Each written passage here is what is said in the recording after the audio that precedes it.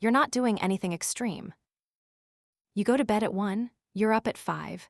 4 hours, maybe 4.5, and honestly, you've gotten used to it. The first week was rough.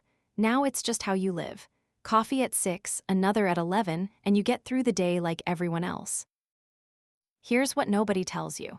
After about 2 weeks of this, your brain performs as badly as someone who has been awake for 2 days straight. And you won't feel it. That's not a warning about the future. It's happening right now, and the reason you can't tell is the most dangerous part of the whole thing. Researchers once put people on exactly this schedule and watched what happened, day after day, for 2 weeks. One group got 8 hours, another got 6, another got 4. The 4-hour group declined steadily, as you'd expect. Reaction time slowed. Attention lapsed. Errors climbed. By the end of 2 weeks, their performance on attention tests had fallen to roughly the level of people who had gone 48 hours with no sleep at all. That's the headline, but it isn't the disturbing part. The disturbing part is what those people said about themselves. They reported feeling only slightly sleepy, and their sense of their own impairment stopped getting worse after the first few days. It plateaued, while their actual performance kept falling. Read that again, because it's the whole video. Your feeling of tiredness and your actual impairment are two different measurements, and after a few days of restriction, they come apart completely. The feeling levels off. The damage doesn't. This is why the person driving next to you on 4 hours of sleep is genuinely convinced they're fine. They're not lying. Their brain has quietly recalibrated what normal feels like, using the only reference point it has, how they felt yesterday, which was also impaired. You lose the ability to detect the thing you've lost. There is no alarm, that's the design flaw. So what is 4 hours doing to the machinery? Start with what your brain does while you sleep, the part that only got properly understood recently. Your brain has no lymphatic system. Every other organ has plumbing to wash out metabolic waste. Your brain doesn't, so it improvised. During deep sleep, the channels around your brain cells widen and cerebrospinal fluid flushes through the tissue, carrying out the debris that accumulated while you were awake. Among the things cleared out is a protein called amyloid beta, the same protein that accumulates in the brains of Alzheimer's patients. This is where accuracy matters more than drama. This does not mean short sleep gives you Alzheimer's. What research has established is an association. That clearance depends on deep sleep, that restricting sleep raises amyloid levels measurably, and that chronic poor sleep tracks with higher dementia risk in long-term studies. Association is not proof of cause, and honest science says so. But the mechanism is real, and the nightly cleaning is not optional. At 4 hours, you get a fraction of it. While that's happening upstairs, the rest of you is compensating badly. Your immune system takes one of the first hits. In one striking study, healthy volunteers were deliberately exposed to a cold virus, and those sleeping under 6 hours a night were several times more likely to actually get sick than those sleeping 7 or more. Same exposure, same virus, different defense. Your appetite hormones drift out of balance.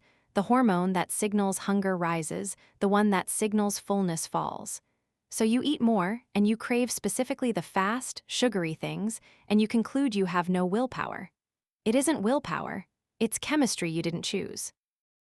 Your insulin sensitivity drops, which is your body's first step down a road toward metabolic disease. Your blood pressure runs higher. Your heart works through the night it was supposed to have off. None of these announce themselves. There's no day where you notice your insulin sensitivity. That's precisely the point. Everything that 4-hour sleep costs you is invisible, gradual, and easy to attribute to something else. You've heard this, maybe you've said it, and there is real science behind it, which makes it more dangerous, not less. There genuinely are people who thrive on very little sleep. Researchers have identified rare genetic variants that let some individuals function fully on 4 to 6 hours with no measurable deficit and no cost. Their brains appear to complete the maintenance work faster. Here is the part that gets left out. This is extraordinarily rare. Estimates put true short sleepers at well under 1% of the population. Some researchers suggest far below that. Which means if you're reading this thinking that might be me, the mathematics say it almost certainly isn't. In studies of people who believe they're short sleepers, the overwhelming majority turn out to be chronically sleep-deprived people who have simply forgotten what rested feels like. The real test isn't whether you can survive on 4 hours. Nearly everyone can survive on 4 hours. The test is whether you wake without an alarm, feel alert without caffeine, and don't crash on the weekend. If you sleep until noon on Saturday, you have your answer. That's not laziness. That's your body collecting a debt. Which brings up the thing everyone wants to know: can you catch up? Partly, not completely. Sleep 2 extra hours after a bad week, and you'll recover a lot. Alertness returns, mood improves, reaction time comes most of the way back. Recovery sleep is real and it works. But it doesn't work perfectly. Studies following people through recovery find that some measures, particularly sustained attention, don't return fully to baseline even after several nights of extra sleep. And you cannot retroactively run the cleaning cycles that didn't happen. Those nights are simply gone. Think of it less like a bank balance you can top up, and more like maintenance you skipped on a car you're still driving. The catching up helps. It doesn't undo the miles. So, what happens if you only sleep 4 hours a night? Nothing dramatic. That's exactly the problem. You don't collapse. You don't get an alarm.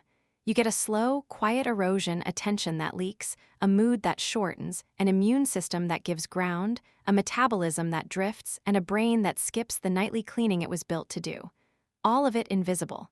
All of it easy to blame on stress or age or work. And the cruelest detail: the very system that would tell you something is wrong is the one being degraded.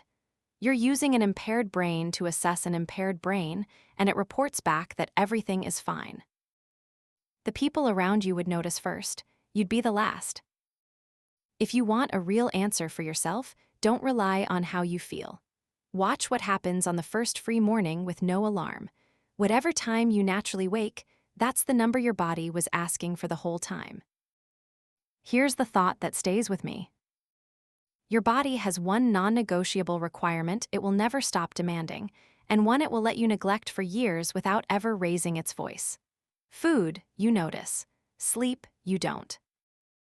Which makes you wonder what else is quietly running out while you feel completely fine. Because there's something you've been doing every few seconds since you were born, and if it stopped, you'd have about 3 minutes. That's the next odyssey.